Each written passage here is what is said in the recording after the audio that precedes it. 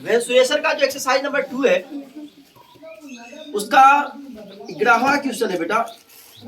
लोहे का एक टुकड़ा है जो लंबवृत्तीय बेलन के रूप में है। लोहा का टुकड़ा कैसा है? बेलन के रूप में, जिसका व्यास 1.5 मीटर और लंबाई 3.5 मीटर है। ठीक है, इस टुकड़े को पिघलाकर एक छड़ बनाया गया है जिसका आधार 5 सेंटीमीटर भुजा वाला वर्ग का है। तो छड़ का लंबाई क्या होगा? बेटा बात पिघलाने की आ रही है, हमारा ध्यान कहाँ जाएगा? आयतन पे जाएगा। बेटा पिघलाया किसको गया है? तो लंबवृत्तीय बेलन को पिघलाया गया है। किसको पिघलाया गया है? लंबवृत्तीय बेलन के रूप में क्या है? लोहा का टुकड़ा है। यानी बेटा हम लिखेंगे लंबवृत्तीय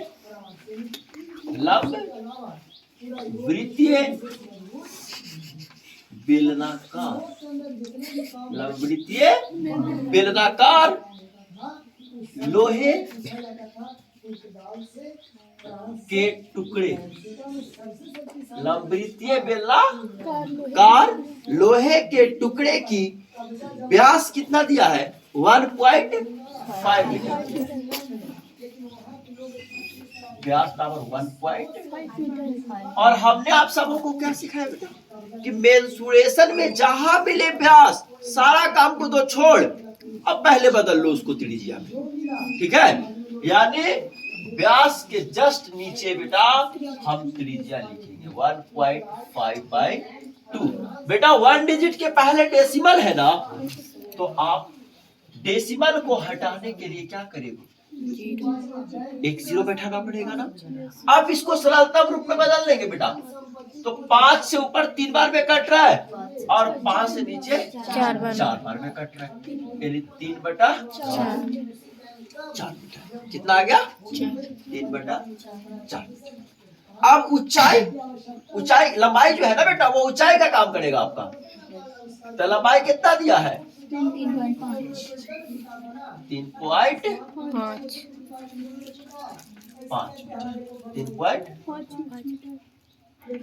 अब इसका हम डेसिमल में है ना बेटा, भिन्न बदल लेते हैं। तो 1 डिजिट के पहले डेसिमल है तो 1/1। अगर 2 डिजिट के पहले डेसिमल होता 1/2 डिजिट। 5 2 जा 10 और 5 7 जा 35। यानी कितना आएगा? 7/2 मीटर। वो हो गया आपका त्रिज्या और ये हो गया आपका ऊंचाई। और इसे गया है पिघलाया गया है बेटा। क्या करा गया है? तो हम कहाँ जाएंगे? आयतन पर। आकृति कैसी है? बेलनाकार। तो आयतन का फॉर्मूला किसका लगाएंगे? बेलन का लगाएंगे। तो बेलन का जो आयतन होता है बेटा वो होता है 5/h। कोई दिक्कत है क्या? नहीं। अब यहाँ पर पाई का मान रखे या ना रखे, ये डिपेंड करेगा बेटा अगला स्टेटमेंट पे। प्रश्न का अगला स्टेटमेंट क्या है? तो उसको पिघला करके बेलनाकार ही बनाया गया है, लेकिन उसका आधार जो है मतलब छड़ बनाया गया है। क्या बनाया गया है? छड़। और छड़ के बारे में मैंने क्या बताया कि छड़ बेटा बेलनाकार होता है, लेकिन ये ऐसा छड़ बनाया गया है बेटा कि आधार इसका क्या हो? वर्गाकार हो। यानी अगर बेलनाकार छड़ बोलता तो सीधे मेरा ध्यान ऐसे जाता, यानी अगर कुछ नहीं बोलता तो सीधा मेरा छड़ खाली बोलता रहता, ऐसा ध्यान जाता। लेकिन वो बताए कि ऐसा छड़ है जिसका आधार क्या है बेटा? वर्गाकार। क्या है? वर्गाकार। देखो बेटा ऐसा छड़ बनाने बोला है वो। तो वर्गाकार का मतलब क्या हो गया?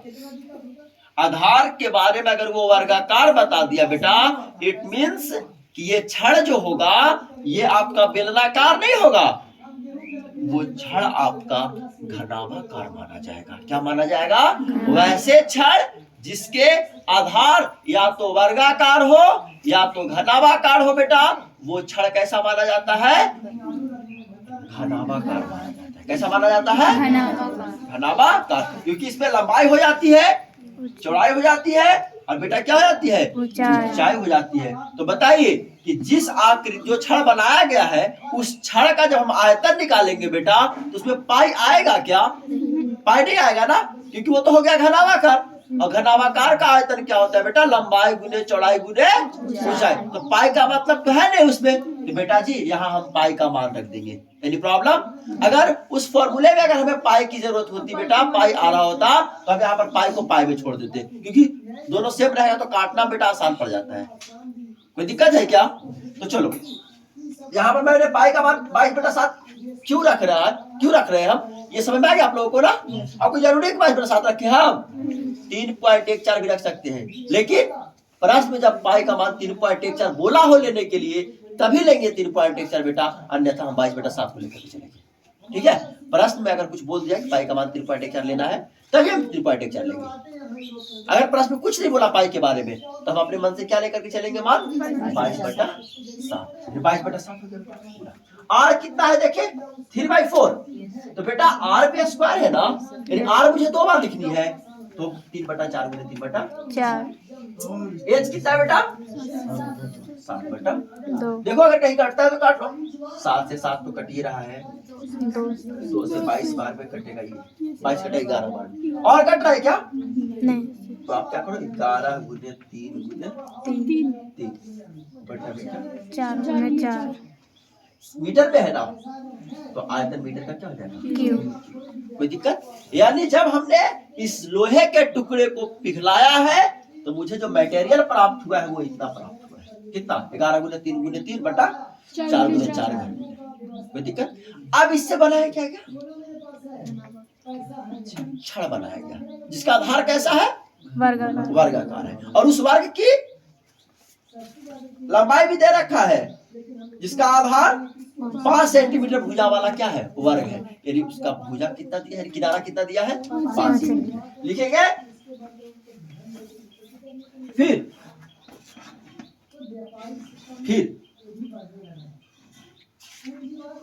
बनाए गए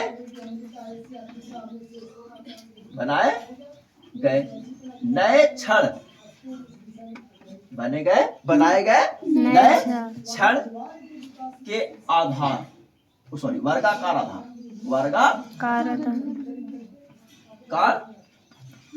आधार की किनारा बराबर कितना है बेटा, 5 सेंटीमीटर।